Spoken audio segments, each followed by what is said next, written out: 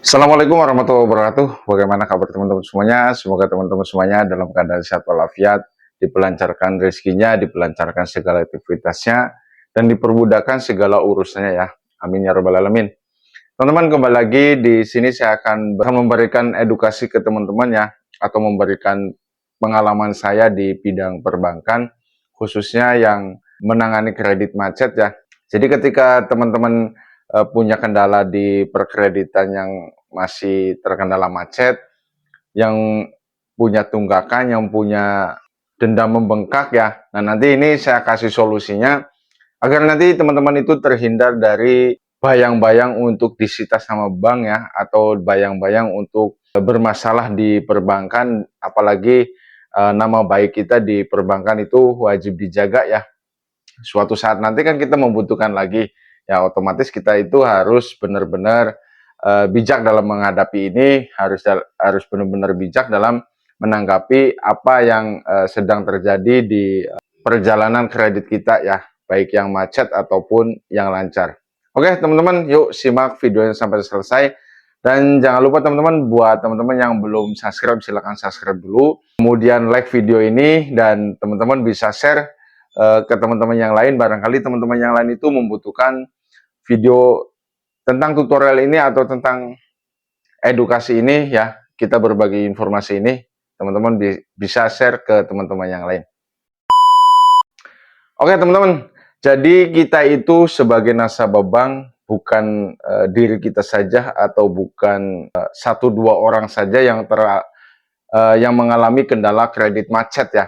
Tentunya banyak semua orang yang ada di Indonesia ini, ada yang usahanya lancar, ada yang usahanya macet, ada yang usahanya setengah-setengah ya.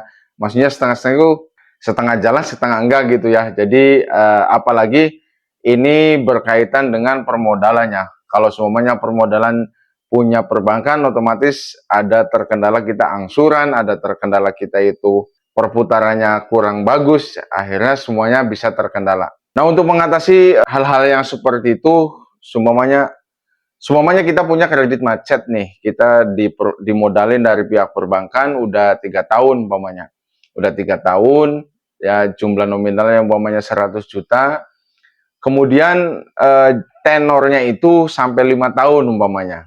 Nah, dalam kurun waktu 3 tahun itu kita lancar, dan 2 tahunnya kita tersendat-sendat ya, karena memang usaha kita lagi nggak lancar, nggak jalan ya, kemudian permodalan kita sudah nggak ada, atau kita terhalang dari bencana alam, atau terkendala dari hal-hal yang lain yang sifatnya bisa menghambat di angsuran.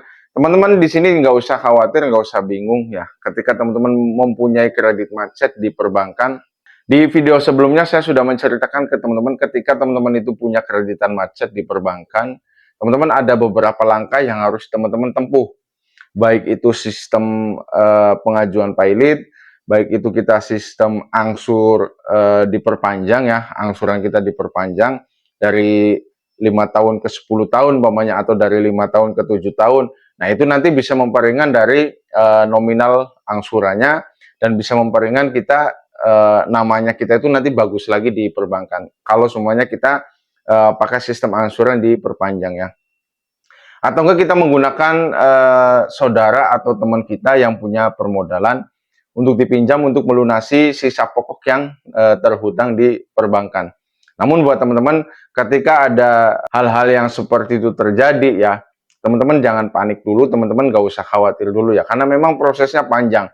Contoh apalagi jaminan kita atau jaminan yang kita jaminkan di perbankan itu pakai SHM rumah yang kita tempati. Contoh ini rumah saya dijaminkan ke pihak bank ya. Kemudian saya itu macetnya itu saya udah 2 tahun ya. Ini belum tentu semerta-merta rumah ini disita sama bank ya, karena proses untuk pelelangan itu panjang teman-teman. Proses pelelangan itu panjang, ada proses mediasi, ada mediasi lagi, ada mediasi lagi. Ingat ya, mediasi aja itu bisa terjadi tiga kali sampai 5 kali untuk mediasi ya. Kemudian saat kita mediasi, kemampuan kita untuk mengangsur itu gimana? Kalau semuanya kita kemampuannya belum bisa untuk mengangsur, secara otomatis kita mengajukan dari diri kita ke pihak perbankan. Bahwasanya saya minta tenor yang diperpanjang lagi. karena saya tidak mampu untuk mengangsur sejumlah sekian juta ya. Kita diperpanjang supaya bisa angsurannya itu diminimalis ya, atau dipangkas dari yang umpamanya yang pertama 1 juta, kita minta angsuran ke 500, dan itu nantinya harus wajib teman-teman kerjakan ketika sudah pihak perbankan sudah mengiyakan kalau kita ngangsur 500 itu diterima dari pihak perbankan.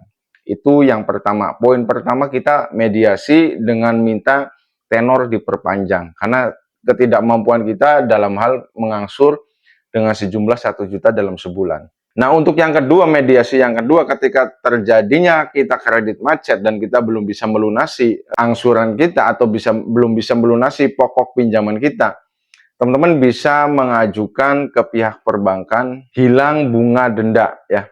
Nah, hilang bunga denda itu nanti denda yang tersisa dari pokok angsuran nanti itu bisa dihilangkan, dan nanti bunga denda yang sudah menempel dari 2 tahun yang lalu itu nanti bisa dihilangkan. Contoh pokoknya tinggal 40 juta, ya berarti kita harus melunasinya cuma 40 jutanya saja.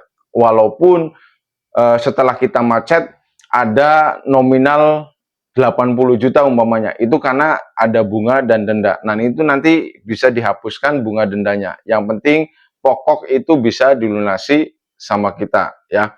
Jadi itu yang kedua, teman-teman. Nah, kalau semuanya kita tidak mampu semuanya, akhirnya pihak perbankan itu mengambil keputusan atau mengambil langkah untuk melelang, prosesnya itu masih panjang, teman-teman. Berkas dari pihak kita itu ada kemampuan atau tidak. Ketika kemampuan kita sudah tidak ada, secara otomatis pihak perbankan akan melelang atau mengajukan berkas-berkas untuk pelelangannya di pengadilan untuk diadili, supaya ada surat rekomendasi untuk penyitaan rumah kita atau penyitaan barang jaminan kita. Nah, makanya tadi saya dari awal, ketika teman-teman menggunakan SHM atau jaminannya itu rumah kita, ketika kita punya kredit macet, jangan sampai rumah kita itu ditinggal. Walaupun kita menanggung malu, walaupun kita dipasang plang gitu kan, sebetulnya dipasang plang aja itu sebetulnya dalam aturan ini ya, itu sebetulnya nggak boleh ya. Sebetulnya nggak boleh untuk memasang plang ketika rumahnya itu ada penghuninya ya, dari si pihak nasabah tersebut, karena rumah tersebut tidak ada indikasi untuk kabur atau apa, jadi itu sebetulnya nggak boleh ya. Dan kemudian kalaupun ada terjadinya pemasangan stiker atau plang untuk dilelang umpamanya gitu, atau rumah ini dalam pengawasan bank, nah itu semua aturan main pihak perbankan harus benar-benar mengawasi dari mulai halaman rumah sampai di dalam rumah, itu pertanggungjawaban dari pihak bank. Karena apa? Karena rumah itu dalam pengawasan bank. Nah, apakah mungkin 1 kali 24 jam orang bank itu akan menunggu di situ? Nah, kalau ada kemalingan, kerampokan, apakah pihak bank itu akan bertanggung jawab? Nggak mungkin. Jadi prosesnya itu lama. Kalau memang iya benar-benar dari pihak perbankan itu sudah mengajukan untuk mengambil tindakan lelang, ya otomatis kan berkas-berkas dari pihak perbankan sama pihak kita sebagai punya jaminan kan ada di pengadilan. Nah, nanti itu proses di pengadilannya itu panjang lagi. Dimediasi dulu, ada keterangan-keterangan dari pihak nasabahnya itu seperti apa, dan ada keterangan-keterangan dari pihak BRI-nya itu seperti apa, atau dari pihak perbankannya itu seperti apa. Nah, nanti di situ nanti bisa ketemu jalan keluarnya. Apa kita nanti harus melunasi dalam sekian bulan dengan sisa pokok ya, atau kita bisa mengangsur setiap bulan dari sisa pokok. Ya, itu nanti di pengadilan seperti itu. Terjadinya ketok palu atau terjadinya suatu keputusan ketika sudah di antara kedua belah pihaknya itu sudah bertemu dan sudah memberikan keterangan masing-masing, ada satu penasihat hukum yang nantinya memberikan pertimbangan kepada kedua belah pihak untuk terjadinya mediasi kembali, apa sih nanti ngangsur ulang dengan tenor sekian bulan, atau melunasi sekaligus dalam jatuh tempo umpamanya selama-lamanya 3 bulan umpamanya dikasih tempo. Apabila tempo yang sudah ditentukan diingkari kembali, maka kita yang salah sebagai nasabah ya, dan itu kita kalah dalam proses hukum yang berjalan. Artinya jaminan itu akan dilelang sama pihak bank ya, ketika semua proses sudah ditempuh dan kita mengkhianati dari apa yang sudah diputuskan di pengadilan itu ya. Jadi buat teman-teman, proses itu masih panjang, proses itu masih lama. Saya sudah pernah membantu orang-orang yang punya kredit bermasalah, yang kredit macet itu ada yang 6 tahun, ada yang 10 tahun, ada yang 15 tahun. Alhamdulillah mereka semua lolos, mereka semua itu lepas dari sitaan bank dan mereka semua itu bisa melunasi walaupun dengan teknik-teknik yang saya miliki ya, baik itu mediasi, angsur diperpanjang atau enggak pakai sistem bayar tempo ya, 3 bulan sekali, 3 bulan sekali itu bisa ya, tergantung dari kebijakan masing-masing kantor perbankannya ya di wilayah teman-teman. Dan nanti ketika teman-teman masih kebingungan apa yang saya berikan di video kali ini, teman-teman bisa masuk di kolom komentar, nanti akan saya berikan tutorialnya lagi atau saya berikan pengalaman saya lagi mengenai kredit-kredit macet untuk bisa lepas dari jeratan sita menyita atau jeratan lelang dari pihak perbankannya ya.